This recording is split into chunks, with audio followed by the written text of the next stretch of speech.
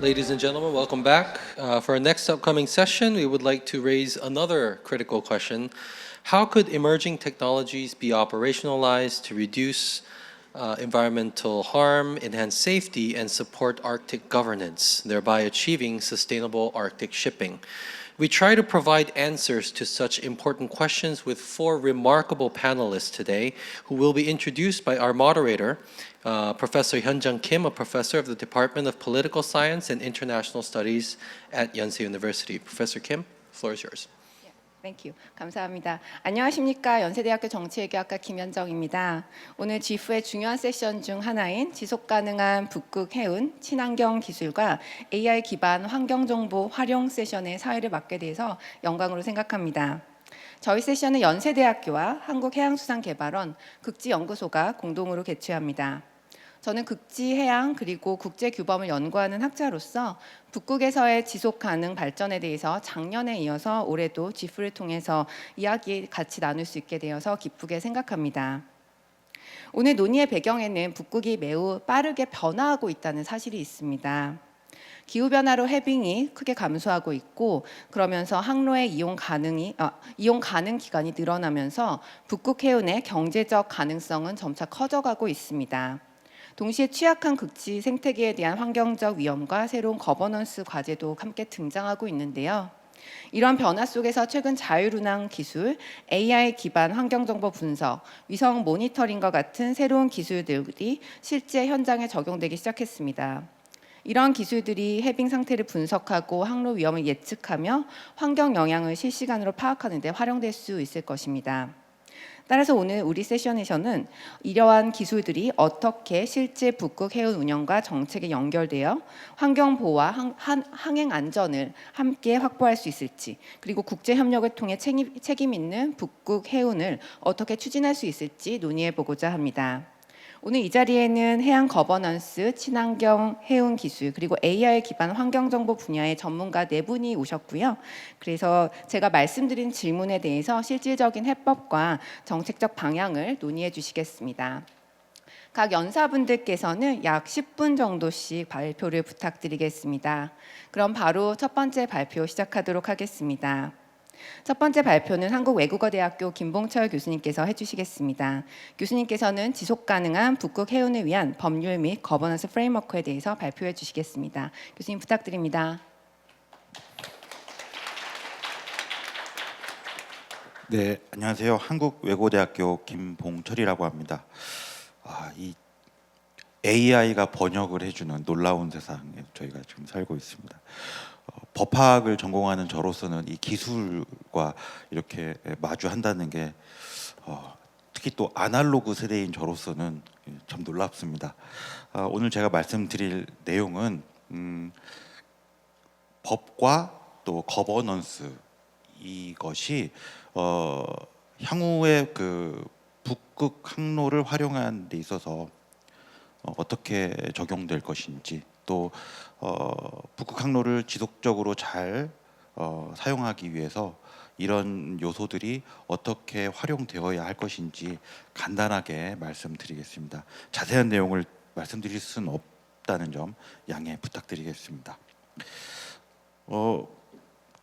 기초적인 이야기를 할 필요는 없을 것 같아요. 북극 항로가 최근 많이 주목받고 있고 또 그 경제적 가능성이 높아지고 있는 만큼 많은 국가들이 관심을 가지고 있어서 그렇다고 하면 북극 항로를 어떻게 관리할 것인지에 관해서 우리가 고민을 할 수밖에 없을 것 같습니다. 언젠가는 이곳을 많이 활용하게 되는 날이 올 거고요. 그렇게 되면 우리가 이곳을 관리하는데 많은 노력을 쏟아야 할 것 같습니다. 가장 중요한 문제는 이 북극 지역, 북극 항로를 우리가 활용하는 데 있어서 환경 문제를 어떻게 취급할 것이냐, 이것이 심각한 문제일 거라고 생각을 합니다. 우리 모두 공감하는 것처럼 이 지역은 여러 가지로 그 생태계에 관련돼서 취약한 부분이 많습니다. 그래서 만약 이곳을 배를 통해서 항해할 경우에 방금 말씀드렸던 이런 취약한 생태계를 어떻게 보호하고 또 우리가 오랫동안 잘 사용할 수 있을 것인가에 관해서 고민을 해야 되고요. 이 지역에 대한 관리 문제는 바로 여기서부터 시작된다라고 이야기할 수 있을 것 같습니다. 북극 지역에 관한 또는 북극 항로에 관한 관리에 관해서 가장 국제사회에서 기본적으로 사용하는 그런 국제법은 유엔에서 제정한 유엔 해양법 협약이라고 부르는 것입니다. 유엔 해양법 협약은 1980년대부터 활용되고 있고요. 지금 이 규범의 기초에서 다양하고 자세한 그런 그 국제법들이 많이 탄생하고 있습니다. 또한 국제 해사 기구라고 부르는 IMO라고 부르는데요. 이곳에서도 이 북극 항로를 배들이 항해함에 있어서 지켜야 할 여러 가지 사항들을 규범으로 만들고 있습니다. 우리가 이른바 폴라 코드라고 부르는 것이 그것입니다. 이런 규범에는 환경에 관한 국제사회의 약속들 그리고 안전에 관한 국제사회의 약속들을 담고 있습니다. 완벽한 것이 아니기 때문에 이런 규범들은 앞으로 발전해야 할 그 과제들이 많이 남아 있습니다. 먼저 유엔 해양법 협약에 관해서 가볍게 말씀드리면 이 조약의 234조에는 북극과 남극을 모두 포함해서요. 네. 얼음이 있는 그런 해역에 관해서 특별한 조항을 두고 있습니다. 결빙구역 이렇게 이제 어렵게 표현하는데 이곳에 있는 인접한 국가는 자신들이 특별한 조치를 취할 수 있도록, 그러니까 얼음으로 덮여 있는 해안이 있는 국가들이죠. 이를테면 러시아, 캐나다, 스칸디나비아 반도의 국가들, 또 알래스카를 가지고 있는 미국, 이런 나라들이 이곳에 관련돼서 특별한 조치를 취할 수 있도록 이렇게 규정을 두고 있습니다. 이 규범, 이 조항에 근거해서 각 해당되는 국가들은 이 해역 그리고 그 북극 항로에 관해서 여러 조치를 취하게 됩니다. 조금 전에 말씀드렸던 국제 해사기구 IMO라고 부르는 이곳에서는요, 북극 지역 또는 남극 지역을 항행하는 선박들에 대해서 여러 가지의 안전 조치 또는 환경 보호 조치를 이렇게 의무 사항으로 두는 그런 규정을 만들어내서 시행하고 있습니다. IMO의 회원국이 되는 국가들, 한국을 포함한 정말 많은 나라들이 여기 회원국인데요. 이 국가들은 이 규정, 폴라 코드가 두고 있는 이런 의무 사항들을 반드시 지켜야 합니다. 비교적 최근에 만들어진 규범이고요. 이 폴라 코드는 지금 계속 발전하고 있는 상황입니다. 그래서 계속 보완되고 또 기술이 발전하면서 앞으로도 계속 보완되어야 할 그런 과제가 있습니다. 1990년대에는 북극 문제에 관해서 북극 인접 국가들, 제가 조금 전에 말씀드렸던 러시아, 미국, 캐나다 그리고 스칸디나비아 반도들 전체 합치면 아이슬란드와 덴마크까지 포함해서 8나라가 되는데요. 이 국가들의 정부가 북극 문제에 관해서 좀 더 심각한 논의를 자세하게 해보자라는 취지로 정부 간 협의체로서 북극 이사회를 만들었습니다. 이 북극 이사회를 통해서도 북극 지역, 북극 항로에 관한 여러 가지의 관리를 할 수 있는 그런 기반이 마련되어 있습니다.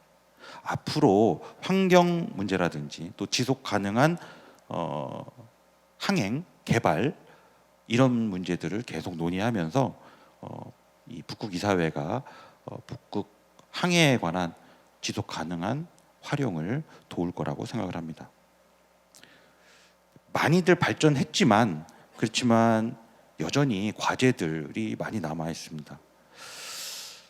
앞으로 이곳에 많은 배들이 항행을 하는 과정에서 사고가 발생할 여지도 있고요.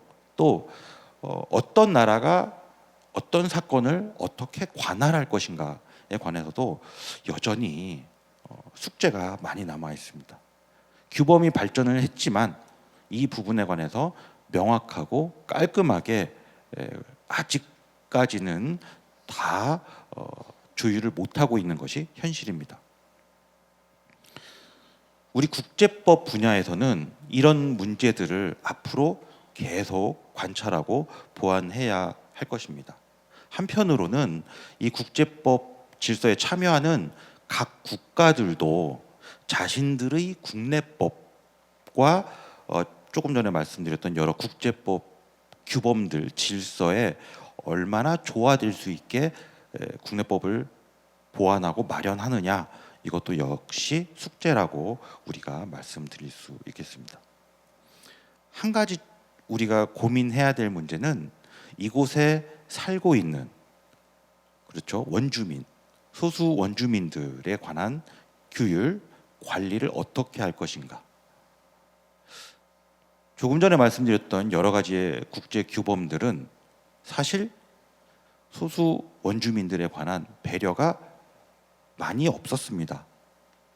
다행히도 북극 이사회에서는 이러한 그곳에 오래 살고 있었던 원주민들에 대한 배려를 많이 하고 있는 것이 맞긴 하지만 여전히 많은 숙제를 가지고 있는 것이죠. 그래서 앞으로 이 문제에 관해서는 규범이라든지 또 관리 체계, 거버넌스에서 계속 관심을 가져야 할 것 같습니다. 지속 가능한 북극 지역, 북극 항로의 활용을 위해서는 거듭 말씀드리지만 환경 문제에 관해서 어느 한순간도 게을리할 수 없겠다라는 생각이 듭니다. 많은 규범들이 발전해 온 것은 사실이지만, 그렇지만 규범이 있다고 해서 완벽하게 규율될 수 있는 것도 아니고요. 또 그 규범이라는 것이 언제나 완벽할 수 없습니다. 항행을 하는 과정에서 혹시 발생할 수 있을 사고에 관해서 구조를 한다거나, 그 다음에 혹시 발생할 수 있는 유류 유출, 이런 문제에 관해서도 여전히 국제사회는 많은 고민을 하고 있고 규범을 발전시키고 있다. 그렇지만 여전히 가야 할 길이 멉니다. 기후변화 문제는 조금 더 장기적인 안목에서 우리가 고민을 해야 될 것 같아요. 단기적으로 여러 가지의 조치들과 규범이 발전하고 있습니다만, 장기적인 안목에서 기후변화 전체를 폭넓게 아우를 수 있는 국제 규범은 앞으로 우리에게 주어진 숙제입니다. 국제사회가 조금 더 연대하고 또 더 좋은 규범을 만들어야 할 그런 과제가 있겠죠. 북극 항로는 상당히 경제적인 가능성이 있다라고 평가를 하고 있습니다. 그렇지만 이렇게 하기 위해서, 이것을 경제적으로 활용하기 위해서는 우리가 해야 될 것들이 많아요. 인프라스트럭처 개발도 해야 되고요. 그 다음에 많은 위험성들에 관해서 관리할 수 있는 능력을 국가들이 또 국제사회가 확보해야 할 것 같습니다. 많은 얘기를 하고 싶지만 각국이 처해 있는 상황들을 여러분들께 그냥 살펴보시기를 바라겠습니다. 마지막으로 말씀드리고 싶은 것은, 우리 국제사회는 이런 규범을 발전시키는 과정에서 노력을 했습니다만 여전히 많은 숙제를 안고 있다고 말씀을 드렸습니다. 지속 가능한 북극 항로의 활용과 또 과제를 완수해 나가기 위해서는 제가 지금 이렇게 말씀드린 여러 가지의 문제들을 원칙 삼아서 국제법을 조금 더 발전시켜야겠다. 거버넌스 체계를 조금 더 견고하게 만들어야겠다. 이런 말씀을 드리고자 합니다. 더 말씀드리고 싶지만 시간이 많이 됐죠? 네, 그만하겠습니다. 감사합니다. 네, 교수님 흥미로운 발표 감사드립니다. 북극 해운에 적용되는 규범들과 그다음 과제, 또 그다음 지속 가능한 북극 항로 활용을 위한 원칙들에 대해서 설명해 주셨습니다. 발표 감사드립니다.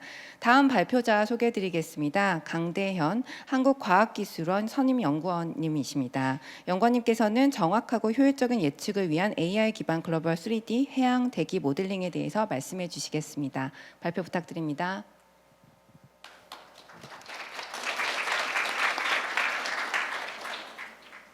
네, 안녕하세요. 한국과학기술연구원의 강대현입니다. 저는 이 AI를 활용해서 지구를 죄송합니다. 예측하는 연구를 수행 중인 연구자고요. 그렇기 때문에 실제 이 연구 현장에서 이 북극 항로를 사용하기 위해 필요한 이런 예측 기술들을 어떤 식으로 개발을 하고 있는지 이런 부분에 대해 간략하게 말씀드리겠습니다. 그래서 아시다시피 파리 협정에서 목표로 삼은 이제 1.5도 기후 변화가 이미 진행이 되고 있고요. 그래서 이로 인한 홍수나 산불과 같은 이런 굉장히 극한의 기후 현상들이 이제 많은 피해를 주고 있습니다. 이런 피해 이면에서도 우리는 또 새로운 기회에 대해서도 생각을 해볼 수가 있는데요. 그래서 북극 해빙이 온난화로 녹고 있는 과정에서도 우리가 기존에 사용하지 못했던 이런 새로운 항로를 개척하는 이런 기회가 이제 열릴 거라고 기대하고 있습니다. 하지만 문제는 이 북극의 해빙은 항상 이제 동일한 조건으로 존재하는 것이 아니고 계절에 따라서도 얼었다 녹았다 하고 날씨에 따라서도 이게 급격하게 얼어붙기도 합니다. 그렇기 때문에 이제 항해를 하는 과정에서 우리가 이 항로가 열릴 것이다 하고 배를 출발을 했는데 막상 가보니까 항로가 막혀 있는 이런 문제들이 생기게 되는 그런 리스크가 또 존재한다고 볼 수 있습니다. 그래서 이 북극 항로뿐만이 아니고 다양한 이 분야에서도 기후 예측에 대한 수요가 계속해서 증가하는 추세에 있고요. 그래서 이 기후 예측을 보다 정확하고 빠르게 해내야지 이 정부나 뭐 이런 산업계 그리고 보험 회사나 다양한 이 수요자들이 이제 이 기후 자료나 예측을 보다 이제 유용하게 사용할 수 있는 그런 조건이 됩니다. 그래서 우리가 만약에 일주일, 2주 뒤에 기후를 예측을 했는데 이게 빗나가게 되면 그건 굉장히 큰 경제적인 손실이 되고요. 그래서 정확한 이 예측 시스템을 만드는 게 매우 중요합니다. 그래서 이 좌측에 과거부터 현재까지 저희가 계속 활용해 오고 있는 이런 전통적인 수치 모델링 기반의 이 예측 체계에서는 지구를 격자 단위로 잘게 쪼개서 그 격자마다 우리가 이해하고 있는 이런 방정식을 이퀘이션으로 만들어서 풀어주는 이런 형태의 예측 시스템을 구현하고 있습니다. 그래서 이런 시스템들은 이제 계산량이 매우 크게 늘어나는 단점이 있었고요. 이제 최근에는 우측에 보시는 것과 같이 우리가 갖고 있는 방대한 이 기후에 대한 관측 자료 그리고 이런 역학 시뮬레이션을 통해 만들어낸 그런 자료들을 학습해서 한 번에 예측할 수 있는 이런 AI 기반의 기술들이 등장하고 있습니다. 그래서 이 AI 기반의 기술들은 우리가 사용할 수 있는 데이터들도 이제 수백 페타바이트 이런 규모가 될 정도로 방대하기 때문에 이거를 점점 학습함에 따라서 이 미래를 예측하는 정확도가 올라가게 되고요. 그리고 예측에 소요되는 에너지와 시간도 작게는 100배에서 많게는 수만 배까지 이 기존 방식 대비 훨씬 더 효율적이고 탄소 배출량을 저감시키는 방향으로 알려져 있습니다. 그래서 이러한 효율성과 이 정확성에 힘입어서 최근에 이 빅테크 기업과 연구기관들을 중심으로 이 네이처나 사이언스지에 자기 자신들이 만들어낸 이런 날씨 예보 모델들이 게재가 되는 그런 이제 좀 가시적인 성과들이 이제 속속들이 나타나고 있습니다. 그래서 이 그림은 이제 개발되고 있는 이런 AI 기반의 전지구 시뮬레이션 모델들을 이 다양한 그 대기나 해양, 지면 이런 요소들에 대해서 얼마나 만들어지고 있는지 이런 걸 정리한 내용이고요. 그래서 맨 위에 대기부터 보시면 이 날씨 모델을 시작으로 대기를 예측하는 모델들은 굉장히 다양하게 개발이 되고 있으며 이미 이 기존의 전통적인 수치 예보가 만들어내는 날씨 예측 성능을 뛰어넘고 있다고 이런 평가를 받고 있습니다. 그리고 해양 모델에 대해서도 최근에 이제 다양한 모델들이 공개가 되고 있고 이제 지면이나 해빙에 대한 모델들도 점점 개발이 되는 추세에 있습니다. 그래서 해양 모델 중에 우측을 보시면 이 키스트에서 개발한 모델도 이제 이 안에 포함이 되어 있고요. 그래서 키스트에서도 이런 기후를 예측할 수 있는 모델링 시스템을 만드는 걸 목표로 하고 있습니다. 그래서 저희도 이런 AI 기반의 기술들을 활용해서 이제 향후에는 이 지구 전체를 최대 25km 간격으로 이 격자 해상도를 유지하면서 예측을 하는 이런 시뮬레이션 시스템을 구축을 하고자 하고요. 그래서 이러한 전지구 시뮬레이션을 바탕으로 우리가 원하는 지역을 보다 상세화해서 예측할 수 있는 이런 모듈들을 활용해서 이 고해상도 자료는 실제 우리가 그 다양한 산업군이나 아니면은 공공 분야에 활용할 수 있는 이런 소중한 데이터가 될 것이라고 기대하고 있습니다. 그래서 저희 그룹에서는 이 이제 모델의 개발을 맡고 있는 이 김정환 박사와 함께 이 모델을 개발하고 있고요. 그래서 대기 모델과 해양 모델을 이제 속속들이 이렇게 개발을 하고 있습니다. 그래서 대기 모델 같은 경우는 이제 그 지표에서부터 이제 높게 올라가면 성층권 하부까지 커버를 하는 그런 전지구 모델을 만들어서 시뮬레이션을 하고 있고요. 그리고 해양 모델 같은 경우는 이제 아직까지는 이 극지 지역은 그렇게 고려가 되고 있지 않지만 이 해양 전체를 이제 전 지구적으로 예측할 수 있는 이런 모델을 구축을 하고 있습니다. 그래서 해양 모델에 대해 간단하게 이제 설명을 드리자면 전지구 해양 이 시뮬레이션 데이터와 이 재분석 자료들을 활용해서 학습을 진행합니다. 그렇게 해서 입력 자료로 전지구 해양의 이 이제 해수의 표면 아래에 있는 심층까지 포함을 하는 이 해수면 온도나 뭐 그 해수의 순환 그리고 염분 등을 이제 예측 자료로 활용을 하게 되고요. 이를 학습해서 이제 미래 시점에 예측 자료를 만들어내는 이런 모델이 되겠습니다. 그래서 전 지구에 대해서 이제 모든 예측 자료를 만들어낼 수 있기 때문에 이를 활용하면은 이제 현재까지는 전 지구를 약 6개월에서 1년까지 예측을 할 수 있는 모델이 되고 있습니다. 그래서 이 모델의 예측 성능을 저희가 이제 기존의 역학 모델 기반으로 했던 다른 그 모델들과 비교를 해봤는데요. 그래서 전지구나 이런 각 대양별로 예측 성능을 이제 스코어로 계산을 해봤을 때 이제 높을수록 값이 높은 거고요. 그래서 그 저희 모델이 두 가지 버전으로 나눠졌는데 이 해양의 상부에 해당하는 대기의 조건은 사실 저희가 해양 모델이 만들어낼 수는 없고 이 대기의 조건을 우리가 입력을 해줘야 됩니다. 그래서 대기의 조건을 만약에 완벽하게 입력했을 때 이 실선으로 나타난 가장 위에 있는 이제 해양을 예측함에 있어서도 성능이 가장 좋은 이런 결과를 얻었고요. 그리고 이 점선으로 나타낸 저희가 이 대기의 조건을 그냥 앞으로의 미래 시점의 대기는 모른다를 가정하고 처방을 해줬을 때 그럼에도 해양 예측에서 굉장히 뚜렷한 이런 성과를 보였습니다. 그래서 다른 모델들에 비해서도 꽤 뛰어난 성과를 전 지구적으로 보여줌을 확인을 했습니다. 그래서 AI의 단점은 이 모델이 어떤 식으로 학습이 됐는지 우리가 잘 이해하지 못한다는 것인데요. 그래서 이렇게 데이터만 갖고 학습된 모델에 우리가 실제 알고 있는 이런 역학적인 이론들을 검증하는 과정이 필요합니다.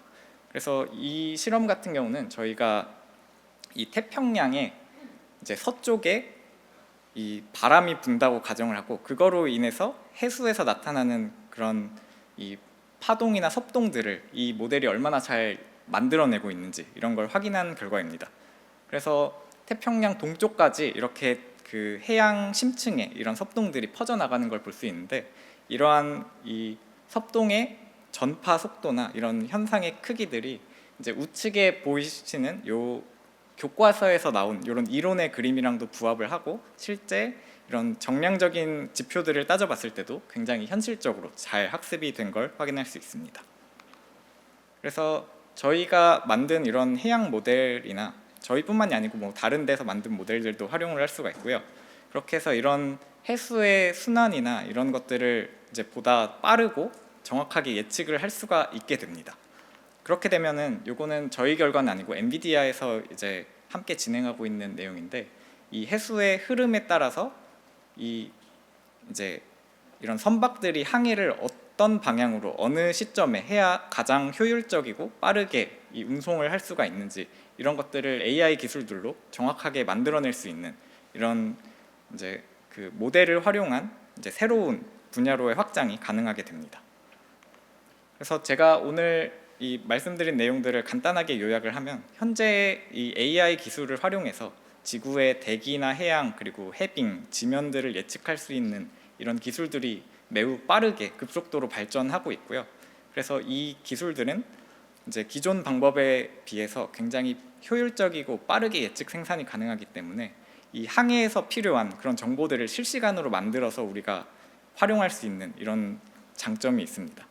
그래서 이 방법은 이제 점점 정확도를 높여가고 있기 때문에 이제 앞으로는 이 기존의 방법 대비 더 뛰어난 예측이 북극에서도 가능할 것이라고 기대가 되고 있고요.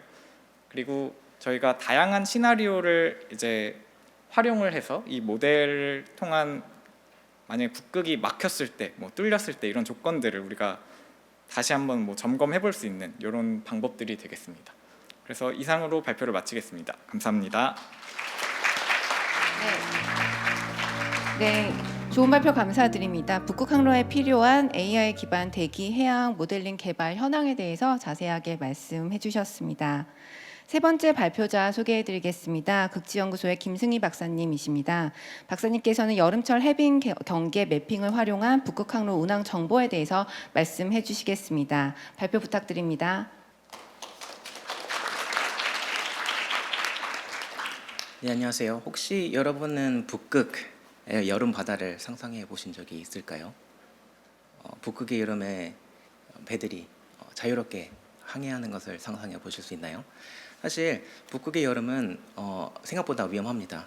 이제 저희가 상상하지 못했던 해빙들이 갑자기 오기 때문인데요. 훌륭한 기후 연구들은 많지만 정작 그 바다 위에 있는 선장들에게 지금 왼쪽을 꺾어야 됩니다. 이런 정보를 주는 이런 시스템은 아직 부족한 상황입니다. 그래서 저희는 저희 극지연구소에서는 인공위성과 AI를 통해 연구실의 숫자를 실제 액셔너블한 지능으로 바꾸는 연구를 진행을 하고 있습니다. 그래서 오늘 저는 논문 속의 데이터가 어떻게 북극계 선박의 핸들을 실제로 움직일 수 있는지 그것을 보여드리고자 합니다. UN의 글로벌 공간 정보 관리 전문가 그룹 UNGGIM은 공간 정보가 지속 가능한 발전 목표 달성을 위한 공식적이고 신뢰 가능한 데이터가 되어야 된다고 거듭 강조하고 있습니다. 우리의 목적은 단순히 논문 출판을 위해 AI 모델의 정확도를 1에서 2% 높이는 것이 아니고 선장님이 직관적으로 상황을 판단을 하고 실제로 방향을 바꿀 수 있는 정보, 즉 실행 가능한 지능을 구축하는 것입니다. 그래서 저희는 세 가지 원칙을 세웠는데요. 첫 번째로는 선원들의 생명을 다루고 있기 때문에 최대한 보수적이고 엄격한 성능 평가를 갖출 것, 그리고 둘째로는 추후 전 세계 어떤 선박 시스템이라도 쉽게 도입할 수 있도록 표준화된 산출물을 만드는 것, 그리고 이 기술의 완벽함으로 포장하지 않고 실패와 한계까지 투명하게 공유하는 것입니다. 이 원칙들이 있어야 저희가 멈춰있는 데이터를 움직이는 행동으로 바꿀 수 있을 것이라고 생각을 하고 있습니다. 그러면은 우리는 왜 굳이 여름에 가장 춥고 얼음이 많은 겨울이 아니라 얼음이 녹아내리고 있는 여름철 해빙의 특히 가장자리에만 주목을 하고 있을까요? 아까도 말씀드렸겠지만 대부분의 사람들은 여름 해빙에 놓았기 때문에 배가 움직일 수 있다라고만 생각하고 계실 것 같습니다. 다만 예측 불가능하고 위험이 엄청나게 많은 시기입니다. 본체에서 녹아떨어져 나온 거대한 해빙은 해류와 바람의 영향을 받아서 항로로 무작위로 밀려 들어옵니다. 특히 작년 2025년 9월에는 유조선 링스호가 북위 72도 부근에서 해빙에 갇히는 사고가 있었습니다. 그것이 하나의 예고요. 사실 더 큰 위험은 뭐냐면은 이런 선박들이 그러니까 저희가 알지 못하는 상태로 그냥 북극을 항해한다는 것입니다. 이른바 섀도우 플릿이라고 하는 건데요. 이런 섀도우 플릿이 북극 항로의 진입이 급증하고 있습니다. 만약에 이들이 예측하지 못한 해빙 때문에 갇히거나 아니면 좌초한다면 이로 인해서 엄청나게 큰 환경 문제가 발생할 수도 있습니다. 따라서 여름철에 얼음의 해빙의 가장자리를 정밀하게 추적하는 시스템을 구축하는 것은 이러한 환경 재난을 예방하는 가장 시급한 시대적 과제로 볼 수가 있습니다. 사실 북극의 여름은 시도 때도 없이 짙은 구름과 안개로 뒤덮여 있습니다. 왼쪽에서 보시는 게 이제 광학위성인데요. 아무것도 보이지 않고 구름만 보이고 있습니다. 그래서 저희는 구름과 기상을 뚫고 지표를 관측할 수 있는 레이더 위성, 즉 영상 레이더, SAR라고 하는 건데요. 이러한 데이터를 사용하고 있습니다. 하지만 SAR임에도 여름철 데이터에는 함정이 하나 있습니다. 바로 해빙 위에 얼음이 녹아 고이는 물웅덩이, 이제 멜팅 펀드라고 하는 것인데요. 이 현상 때문에 레이더 신호상에서 물이 얼음으로 변하기도 하고 얼음이 물로 변하기도 합니다. 이러한 노이즈 때문에 분석이 매우 힘든데요. 그럼에도 저희는 겨울 데이터를 선택하지 않고 여름 데이터를 정면으로 돌파하고 있습니다. 왜냐하면은 진정한 의미의 운영 지능은 온실 속이 아니라 가장 척박하고 가혹한 조건에서 검증되어야만 현장에서 쓰일 수 있다고 저희는 생각하기 때문입니다.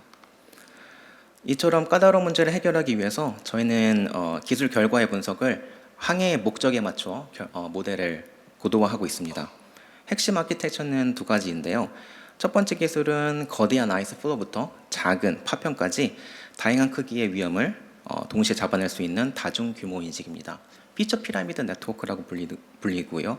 두 번째는 좀 핵심인데 선택적 경계 복원 기술입니다. 이것은 포인트 랜드라고 하는 기술인데 이것은 뭐 영상 하나, 더 나아가 항로 전역을 무겁게 다 계산하는 것이 아니고 AI가 판단하기에 헷갈려하기 위험한 부분, 즉 물과 얼음이 맞닿은 경계선만 골라내서 고해상도로 정밀하게 깎아냅니다. 그 결과 배의 경로를 결정짓는 아주 날카로운 얼음의 끝자락까지 선명하게 추적이 가능한데요. 그러나 아무리 이러한 AI 기술이 성능적으로 뛰어난다 한들 큰 배가 선원들을 책임지는 선장이 방향타를 꺾으려면은 절대적인 신뢰가 뒷받침되어야 합니다. 그래서 저희는 겉보기에만 좋은 단순 평균 정확도만으로는 타협하지 않고 있습니다. 전체 면적을 얼마나 잘 맞췄는지하고 가장 부딪힐 것 같은 경계선의 정확도를 철저히 분리해서 평가하고 있습니다. 그리고 그 틀 중 더 낮은 값을 최종 모델의 성능 지표로 사용하고 있는데요. 결론적으로는 경계가 조금이라도 흔들리면은 모델 점수는 매우 낮아집니다. 숫자적으로는 높은 정확도가 있음에도 최악의 상황을 가정하는 보수적이고 신뢰 가능한 AI를 만드는 것이 저희의 개발 목표입니다.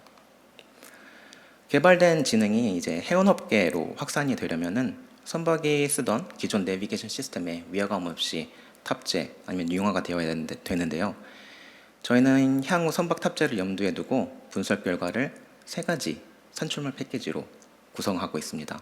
첫째로는 직관적으로 바다와 얼음을 구분하는 마스크, 둘째는 선박의 전자 시스템에 바로 띄울 수 있는 폴리라인, 그리고 가장 중요한 셋째는 현장의 피로도를 줄여주는 신뢰도 지표입니다.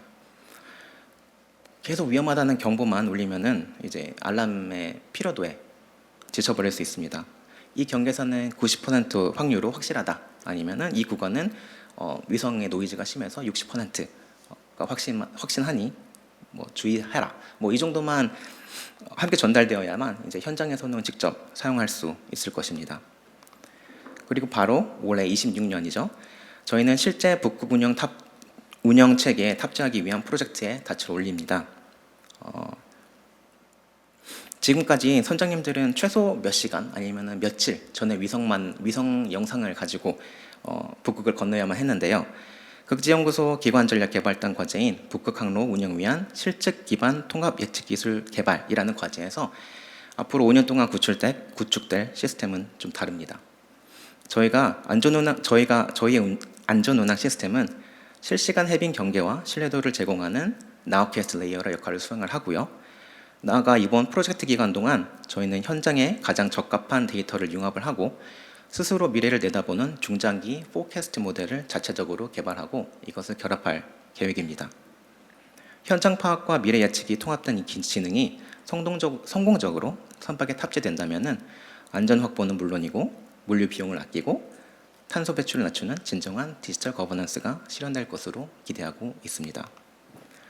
사실 이 연구를 진행하면서 모든 분들이 그렇겠지만 작은 교훈을 얻고 있습니다. AI는 완벽하지 않다입니다. 이 북극 아니면 남극 극지의 가장 중요 한계라고 해야 되는데, 한계는 저희가 데이터가 많이 없다는 것입니다. 현장 데이터가 없기 때문에 저희가 만든 모델이 정확도가 어떻게 되는지 이런 것을 검증하기가 매우 힘든데요. 초에는 저희가 이런 시스템 설계 단계부터 현장 항해사들의 경험과 직관이 직접 개입할 수 있는, 이제 여기 보시는 것처럼 휴먼 인 더 룹 시스템을 도입하고자 하고 있습니다. 인간의 직관이 기술의 빈틈을 메우고 지속적으로 피드백을 줄 때만이 극지 환경에서도 무너지지 않는 회복력 있는 시스템을 만들 것으로 생각합니다. 마지막으로 좀 몇 가지 좀 요청을 드리고 싶은데요. 첫째로는 이제 단순한 데이터 공유를 넘어서 저희 현장 검증 파트너가 되어주셔야 합니다. 뭐 학제간 융합이라든가 아니면 뭐 다른 방법을 통해서 방대한 운영 로그 아니면 해양 데이터들을 모아서 저희가 이 모델에 탑재를 해야 됩니다. 그리고 둘째는 이건 좀 정책적인데요. AI의 신뢰도 수치가 단순한 참고용을 넘어서 이것을 실제로 조타 판단 아니면 해상 안전 규제로 이어지려면은 이제 정책 예반자분들의 의사결정이 필요할 것 같습니다. 네, 마지막으로 이제 산업개혁기관들은 이 모델을 도입하는 선도적 테스트bed에 참여하셔서 저희의 프로그램을 좀 사용해 주시면 좋겠습니다. 이만입니다. 감사합니다.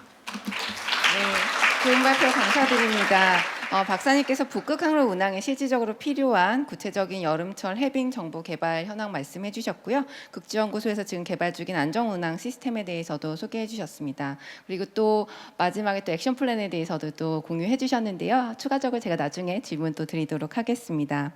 마지막 발표자 소개해 드리겠습니다. 국방과학연구소의 김형록 연구원님께서 발표해 주시겠습니다.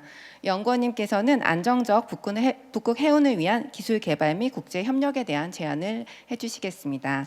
네, 발표 부탁드리겠습니다.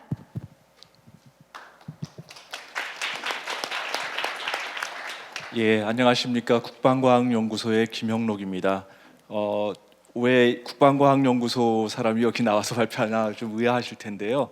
제가 담당하고 있는 것이 해군 무기 체계 개발 중에서 해양 환경 분석을 담당하고 있습니다. 그래서 그 해양 환경에 대해서 조금 더 말씀을 드리도록 하겠습니다. 그리고 해군도 사실은 북극에 대해서 굉장히 관심이 많죠. 해운이 가면 해군이 가서 또 지켜줘야 되고 무슨 사고가 발생을 한다든가 이렇게 되면은 이제 가서 조치를 취해야 되지 않습니까? 그래서 그런 부분들도 저희가 연구를 하고 있습니다. 제가 발표드릴 내용은 다음과 같고요. 그 앞서서 여러분들이 이제 말씀을 해주셨는데 제가 많이 배웁니다. 저도 여기 이런 환경에 관해서 보다 보니까 글로벌 워밍이 있어가지고 저희가 북극 해운이 발달을 하게 되고 또 우리나라가 정책적으로 부산항을 허브항으로 이렇게 키운다고 이렇게 지금 하고 있는데요. 저는 조금 다른 관점에서 좀 말씀을 드려보도록 하겠습니다. 바로 앞에서 말씀하신 것처럼 굉장히 그 북극 항로는 위험한 항로입니다. 이렇게 기상이라든가 이런 이변들이 많이 있고요. 그 다음에 그 해빙도 위험이 되고 그리고 그런 위험을 헤쳐나갈 수 있는 쇄빙선 같은 것들이 그렇게 많지 않은 상황이에요. 그래서 여러 가지 국제적인 협력이 필요한 상황이고요. 게다가 요새 또 자원에 대한 그런 것들이 많기 때문에 북극에 연해 있는 국가들이 서로 자원을 선점하기 위한 그런 경쟁이 펼쳐지고 있는 그런 위험성들이 다 있는 그런 바다입니다.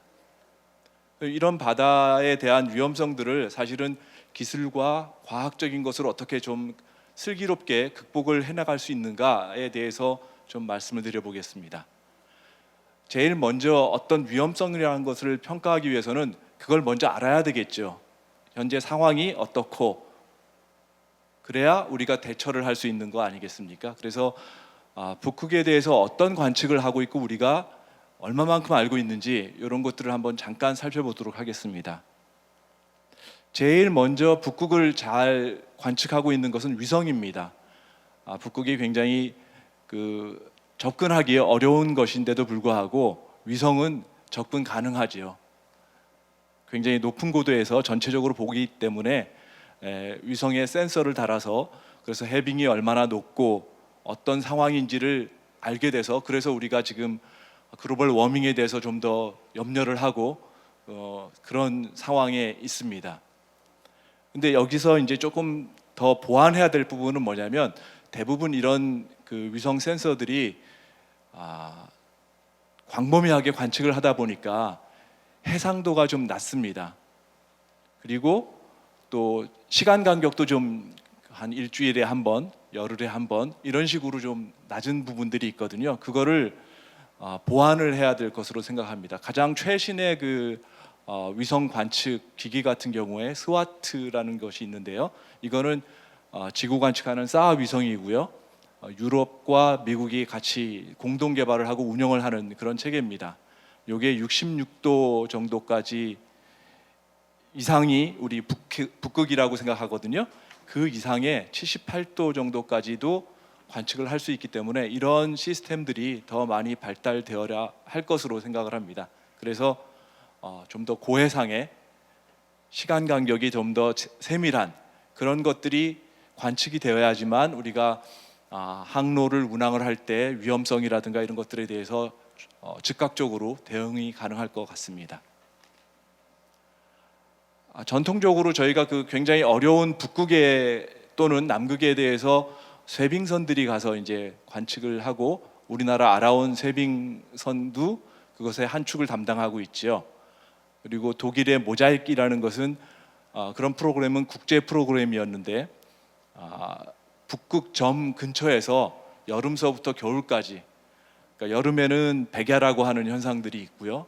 겨울은 계속해서 깜깜한 흑야 현상이 있는데 거의 1년 가까이를 그렇게 관측을 한 프로그램이 있었습니다. 근데 아쉬운 거는 모자이크 프로그램이 2020년에 이루어졌었어요. 여러분 기억하시죠?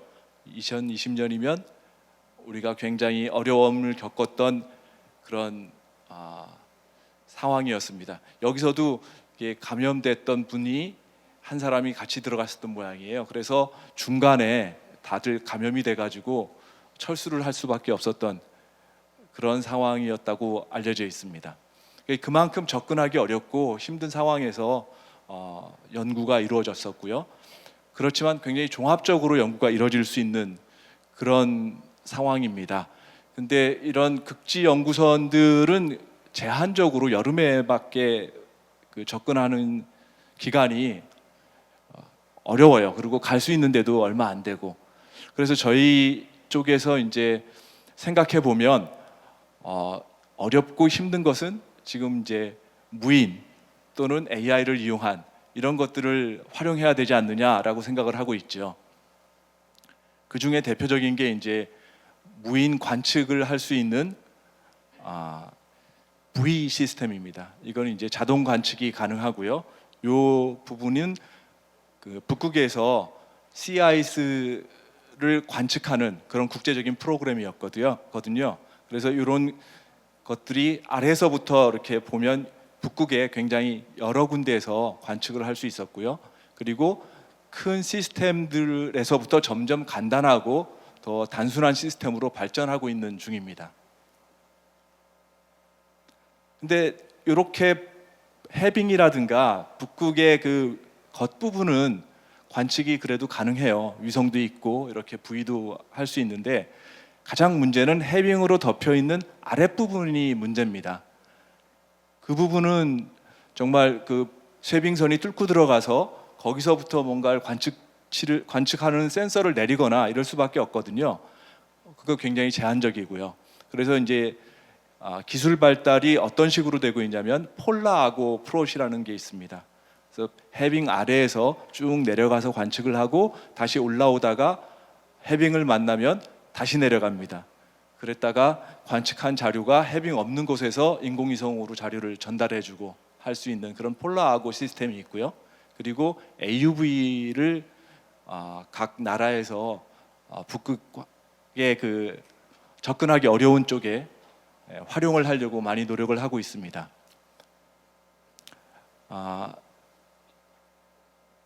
그리고 이렇게 관측한 자료들은 굉장히 어렵게 얻었잖아요. 그래서 분석을 하고 공유를 하는 것들이 굉장히 중요합니다.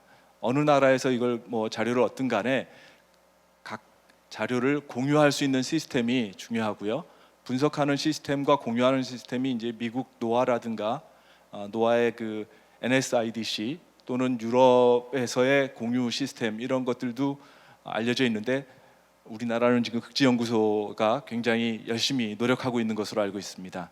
근데 이런 관측하는 자료, 위성 자료 이런 것들도 사실 현장에서 정확하게 됐는지 또는 모델, AI를 가지고 모델을 돌린다든가 하는 것들도 현장 관측치를 가지고 검증을 해야 되거든요. 근데 검증하는 부분 그리고 이렇게 예측하고 분석한 것도 검증하는 부분도 굉장히 중요합니다. 요 앞서 말씀드린 걸 다시 한번 정리를 해보면 북극이 상당히 넓어요. 그래서 그 부분을 다 측정하고 하는 거에 어려운 위험한 환경입니다. 그래서 무인 시스템을 동원하고 그리고 위성을 관측하고 이런 것들로 저희가 관측을 하고 있다 이렇게 말씀을 드릴 수 있겠습니다. 그러면 앞으로 어떻게 이제 국제적인 협력을 통해서 관측을 더 해나갈 수 있는 것일까라는 부분을 좀 말씀을 드리고 싶은데요. 위성은 계속돼야 되죠. 위성에 대한 부분은 논외로 하고 조금 전에 그 AUV라든가 그런 무인 잠수정 이런 걸 가지고 해빙 아래를 관측한다고 그러지 않습니까? 근데 거기에 단점이 뭐냐면 배터리 문제가 있어요. 물론 무인 자동차니 뭐 이런 것들도 배터리 문제가 있듯이 그래서 배터리 문제라든가 이런 것들을 좀 해결할 수 있는 하이브리드 글라이더 시스템 같은 것들을 좀 구상하고 있습니다. 이건 뭐냐면 글라이더는 동력 없이 이렇게 그 중력과 그다음에 부위연실을 이용해 가지고 움직일 수 있는 그런 에너지를 굉장히 세이브할 수 있거든요. 그래서 장기적으로 지속적인 관측을 할 수 있는 그런 시스템을 구상을 하고 있고요. 그리고 그거를 아까 말씀드린 부위 시스템에 통신을 할 수 있도록 해서 통신돼서 자료를 관측한 자료를 해빙이 없는 데까지 나오지 않고 거기 부위에다가 바로 주면 부위가 위성으로 자료를 날려주는 그런 시스템을 같이 협력해서 구상을 하는 것이 좋겠다라는 생각을 하고 있고요. 그 다음에 또 한 가지 방법은 어쿠스틱을 이용하는 겁니다. 음향이 바다에서는 굉장히 중요한 툴입니다. 빛은 바다를 투과하기가 굉장히 어렵거든요. 근데 이제 음향 같은 경우는 굉장히 멀리까지 전달이 되고요. 그런 부분을 이용해서 북극 전체를 모니터링할 수 있는 음향으로 모니터링하고 그것에 대한 것을 자료를 데이터 어시뮬레이션을 통해서 모델에 입력하고 모델이 좀 더 신뢰도를 가질 수 있는 그런 식으로 개발을 할 수 있는 여지가 있다고 생각을 합니다. 또 한 가지는 연안에 지금 물론 항로가 집중돼 있고 그렇기는 하지만 그 연안은 대부분의 경우에 그 북극권에 있는 그런 국가들의 영해에 속하기도 하고요. 그래서 제한 사항이 많고 그쪽에서 많은 투자는 하고 있습니다. 근데 우리나라는 그 북극권에 있지 않고 또 옵저버 국가잖아요.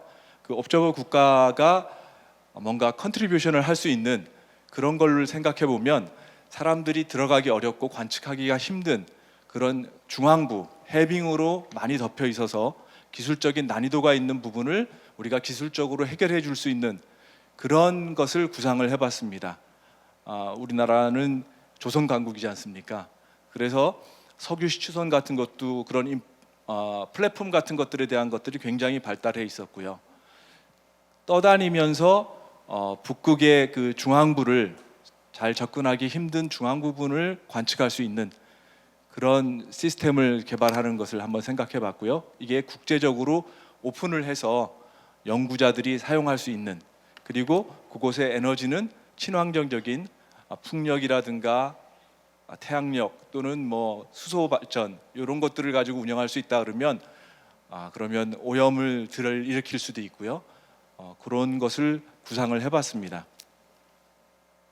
그리고 이런 부분들이 다 그 종합되는 것이 이제 모델링이죠. AI를 통하든 아니면은 그 격자적으로 지구 환경 모델링을 하는 그런 것들이 협력해서 이루어져야 될 것으로 생각을 합니다. 결론적으로 좀 말씀을 드리면 북극은 대양 중에 하나입니다. 그러니까 5대양 6대주 할 때 5대양에 속하거든요. 물론 제일 작은 대양이지만 동해 14배 이상입니다. 생각보다 커요. 그리고 북극의 연안에는 여러 나라들이 같이 이렇게 영유권을 주장하고 있습니다. 그렇지만 대양은 사실 공유해야 할 바다입니다. 그래서 국제적인 협력이 필요하고요. 관측과 그 다음에 분석 그리고 예보까지 전부 다 국제적으로 공유하고 서로 협력하는 것이 필수적이라고 생각을 합니다. 그것에 대한 세세한 것들은 뭐 저희가 리얼타임으로 우리가 북극을 예보를 하는 것이 북극 항로를 운영할 때 안전에 대해서 가장 중요한 부분이고요. 그리고 롱텀으로 기후 예측이라든가 모니터링을 하는 그 부분에서도 중요한 부분이고요. 또 앞서서 말씀하신 것처럼 그 자원을 개발하는 것 또는 그 환경을 지속 가능하게 이렇게 환경에 오염을 시키지 않고 지킬 수 있는 그런 것에도 중요하다고 생각을 합니다. 우리나라가 좀 취할 수 있는 그런 국제 협력에 대한 제안을 한번 해봅니다. 그러니까 단순하게 한 몇 년 이렇게 연구를 하는 것이 아니고요. 장기적으로 한 15년 계획을 세워봤습니다. 그리고 한 5년 정도씩 이렇게 스텝 바이 스텝으로 점진적인 개발이라는 것들이 있거든요. 그래서 한번 사이클을 거쳐서 개발을 해보고 그러면 그게 제한사항이 어떤 것이고 발전을 더 해야 되는 것이 무엇인가를 다시 한번 보고 투 스텝으로 넘어가고요. 그리고 마지막으로 이제 전체적으로 운영 가능한 그런 시스템으로 발전할 수 있는 좋은 장기적이고 큰 그림으로 국제 협력을 통해서 할 수 있는 그런 것들이 우리나라가 이니셔티브를 쥐고 나갈 수 있다 그러면 국제적인 그 북극에서의 그런 발언권이라든가 그리고 단순한 옵저버 국가가 아니고 실질적으로 실용적으로 컨트리뷰션을 할 수 있는 그런 연구가 될 수 있지 않을까 싶습니다. 그런 국가가 되기를 바람하지 않습니다. 이상입니다. 네, 좋은 발표 감사드립니다. 연구원님께서 북극 데이터 확보의 어려움에 대해서 말씀해 주셨고요. AI를 활용한 무인 관측, 그다음 위성 관측 시스템을 통해서 극복할 수 있다라고 말씀해 주셨습니다. 그리고 마지막으로 관측 분야에서의 국제 협력에 대한 말씀도 해 주셨습니다. 지금 이제 다음으로는 질의응답 시간으로 바로 넘어가도록 하겠습니다. 시간이 많진 않지만 짧지만 의미 있는 질의응답을 좀 해보도록 하겠습니다. 저희 GIF 2026의 전체 주제가 Time for Action인 만큼 오늘 북극 세션 역시 단순히 신기술이나 거버넌스를 소개하는 것에 그치기보다는 실질적인 행동 방향에 대해서 좀 고민해 보는 데 의의가 있다고 생각합니다. 그래서 오늘 발표에서 이미 말씀해 주셨던 그리고 도출할 수 있었던 친환경 AI 기술과 북극 해운 거버넌스 측면의 실질적인 정책 과제에 대해서 좀 질문을 준비해 봤습니다. 각 연사님들께 한 가지씩 질문 드리고요. 가능하면 좀 짧지만 한 2분 정도씩 간단하게 의견 말씀해 주시면 감사하겠습니다. 우선 김봉철 교수님께 질문 드리겠습니다. 이미 교수님께서 말씀해 주신 것처럼 북극을 둘러싼 지정학적인 좀 긴장감이 높아지고 있는데요. 그런 가운데에서 교수님께서 언급해 주신 폴라코드나 유엔 해양법 협약이 실제 국가 정책에서 잘 준수되고 이행되기 위해서는 저희가 국제사회가 지금 시점에서 가장 먼저 추진해야 될 과제는 무엇이라고 생각하시는지 여쭙겠습니다. 네, 이 짧은 시간에 대답하기는 참 어려운 질문이신데 잘 하자라는 게 참 어려운 말입니다. 뭘 잘 어떻게 해야 되는지에 관해서 우리가 또 고민해야 되는 것이고요. 근데 우리 한국뿐만 아니라 국제사회가 잘 해야 됩니다. 협력을 잘하고 기술 개발을 잘하고 또 기술 개발을 잘 접목해서 다시 협력으로 만들고 그게 어느 한쪽만 잘해도 되는 게 아니고요. 다 잘해야 되는 건데 그 잘한다는 게 또 잘하는 게 어렵죠. 북극 항로, 북극 지역을 잘 발전시키고 잘 이용하고 협력을 잘해서 잘 관리한다는 것이 우리에게는 지금 당장의 문제가 아닐 수 있지만 제 생각에는 당장 오늘부터 고민해야 될 과제 같아요. 법 분야 또는 거버넌스 분야에서 어떻게 하면 잘할까를 고민해 보면 갈등의 요인이 이해관계에서 시작을 합니다. 그래서 이익을 각 국가가 먼저 많이 가지려고 하는 것 때문에 문제가 발생하는데요. 그것을 조금씩은 양보할 필요가 있겠죠. 근데 국가라는 게 그렇게 양보를 쉽게 하는 집단은 아니기 때문에 또 우리가 중앙적인 어떤 거버넌스가 필요하죠. 한국같이 작고 북극에서 멀리 있는 나라가 이해관계가 적다고 한다면 그런 면에서 보면 대한민국이 해야 할 역할이 거기서 나온다라고 저는 생각을 합니다. 그러면 우리가 제안할 수 있는 많은 것들을 국제사회가 존중할 수 있을 거라고 믿고요. 그렇게 하기 위해서는 우리 연사님들 다른 세 분 말씀하신 것처럼 북극 지역에 많은 기여를 해야 할 거라고 생각을 합니다. 한국이 먼저 그걸 하고요.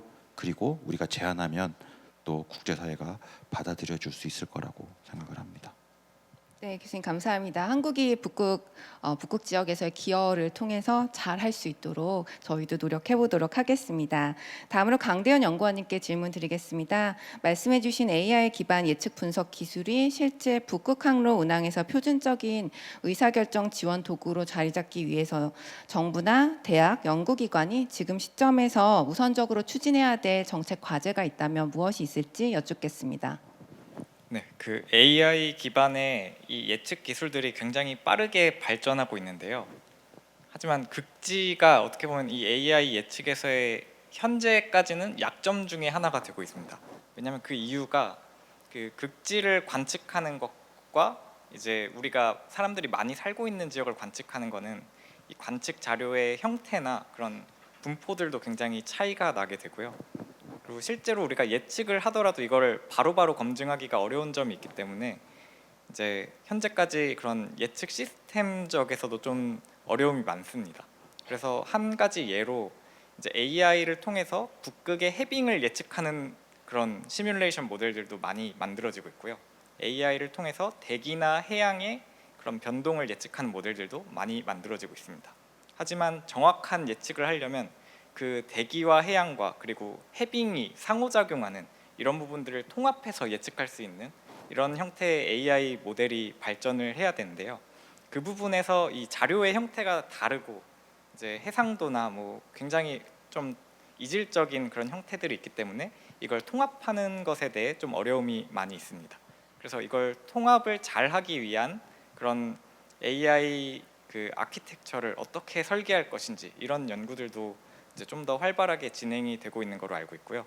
그래서 이런 식으로 예측을 하기 위한 시스템도 발전을 해야 되고 그리고 우리가 미래에 대한 데이터가 많이 부족하기 때문에 이 온난화 시점에서의 그 북극의 변화를 이제 모사할 수 있는 그런 기존의 역학 모델을 통한 시뮬레이션 자료나 그런 미래에 대한 데이터도 최대한 확보를 해서 함께 학습을 하고 예측하는 게 중요하다고 생각합니다.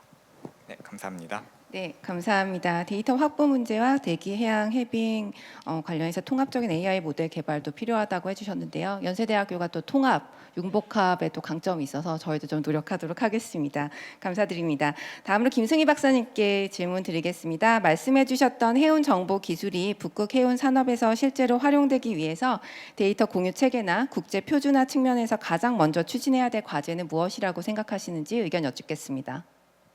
네, 좋은 질문 감사합니다. 앞서 말씀드린 것처럼 자료가 부족하다는 게 가장 문제이고요. 그 자료들을 어떻게 많이 확보하는지가 먼저 선행되어야 될 것 같습니다. 다만 저희만 혼자만 할 수 없는 거잖아요. 그래서 연대가 필요한데 고대보다 연대가 필요한데 이게 뭐랄까 사실 데이터를 달라라고 하면은 과연 사람들이 줄까라는 의문점을 가지고 있어요. 이런 데이터를 공유 아니면 통합하기 위해서는 어떤 이제 인센티브 같은 그런 좀 이제 이득이 될 수 있는 경제적으로 이득이 될 수 있는 그런 뭔가 방법이 필요할 것 같고요. 네, 그리고 이제 IHO에서 이제 S100이라는 이제 배들이 사용하는 데이터의 이제 표준이죠. 그런 것을 제공을 하고 있습니다. 그런 이제 말씀하신 것처럼 그런 표준에 맞춰서 저희들도 이제 데이터를 확보해야 될 것 같고요. 만약에 지금 뭐 한 가지 예를 들면은 테슬라는 사서 운행을 하면은 그 데이터들이 다 다시 학습판에 쓰이고 있습니다. 저희도 결국에는 이제 모든 배에 이런 시스템이 탑재가 되면은 그 배들이 가지고 있는 아니면 확보하고 있는 데이터를 다시 AI로 모델을 학습을 시켜서 그 모델을 고도화하는 그런 방향이 진행이 되어야 되지 않는가 하는 생각을 하게 됩니다. 감사합니다. 네, 답변 감사드립니다. 자료 부족 문제 지적해 주셨고요. 자료 확보가 필요하고 그걸 위해서는 아마 연세대도 필요하고 연대도 필요한 것 같습니다. 네, 마지막으로 김영록 연구원님께 질문 드리겠습니다. 이미 좀 말씀해 주시긴 했었는데요. 한국과 같은 북극권 국가가 말씀 주신 국제 관측 협력에 의미 있게 기여하면서도 북극권 국가들과의 신뢰를 구축하기 위해서 지금 시점에서 추진할 수 있는 외교 정책적 우선 과제는 무엇이라고 생각하시는지 여쭙겠습니다. 예, 이게 과학자로서 외교 정책까지 다루기에는 사실 쉽지는 않은데요. 앞서 말씀드렸다시피 그 국제적인 협력이 이루어질 때 우리가 과학하고 기술 그리고 우리가 가지고 있는 그 조선업이라는 강점을 살려서 친환경 선박 또는 뭐 그런 북극에서 관측하기가 어려운 데를 우리가 또 관측할 수 있는 그런 시스템을 개발하는 것, 그런 것을 통해서 실질적이고 과학 중심으로 실용적인 그런 기여를 하는 게 필요하다고 생각을 합니다. 그런 기여가 실제 북극권에 있는 나라들에 대해서도 저항이 적을 거고요. 그리고 사실은 북극권에 있는 나라들보다 북극권이 아닌 나라가 훨씬 더 많습니다.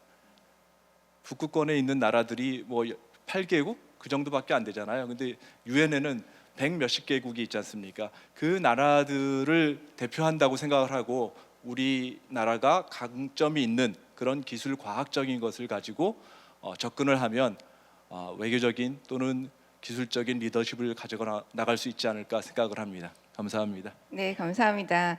조선 강국인 우리나라의 그 강점을 살려서 또 실용적인 기여를 하면 좋겠다라는 제언해 주셨습니다. 이제 저희가 마쳐야 될 시간인데요. 오늘 저희 북극 항로 세션을 통해서 북극에서의 변화가 단순한 환경 문제가 아니라 기술, 거버넌스 그리고 국제 협력이 함께 요구되는 중요한 과제임을 다시 한번 깨닫게 된 것 같습니다. 특히 각 연사님께서 제시해 주신 친환경 해운 기술, AI 기반 환경 정보 활용 그리고 정책적 협력 방안은 북극 해운의 지속 가능성을 위해서 우리가 실제로 고민해야 할 중요한 실천적 과제를 보여주셨다고 생각합니다. 이러한 논의가 학계, 정부, 산업계 그리고 국제사회에서의 협력을 통해서 앞으로 구체적인 행동으로 이어지면 좋겠다는 생각이 듭니다. 올해 G4의 메시지인 Time for Action처럼 이제는 논의를 넘어서 행동으로 나아갈 시점인 것 같고요.